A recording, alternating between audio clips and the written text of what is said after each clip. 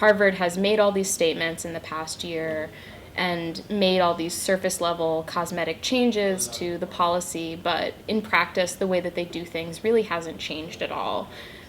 They're not transparent with the way that they do discipline with the ad board. The policy really isn't accessible to students because it's written in this legalese language that students don't understand.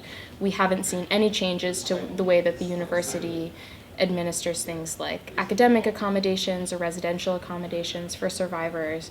So all of that is still as bureaucratic and inaccessible and opaque as it ever was. I think the extreme dissent that's getting from the law school really shows how the university was not at all consultative with any of the important constituents when they were forming their policy, and it does reveal a huge procedural error, even if there are what we feel are serious misinterpretations of the purpose of Title IX in the specific criticisms from the law school. There were open meetings, and there have been some attempts to engage with students, but I don't think it's done in a substantive enough way to actually allow students to have a voice in changing things. And I think that's what's really needed, because students are the people that have to live with this policy.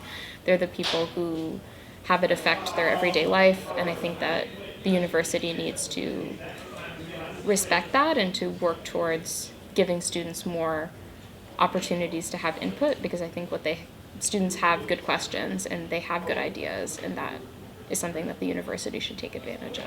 Well, one clear test, I think, is what the training and orientation session is going to look like next year, because there have been all of these changes, and perhaps they were finalized too late in the summer last year for there to really be a new training module about them. But it would be absolutely absurd if they just continued with the same trainings that they've been giving all along with all of these policy changes.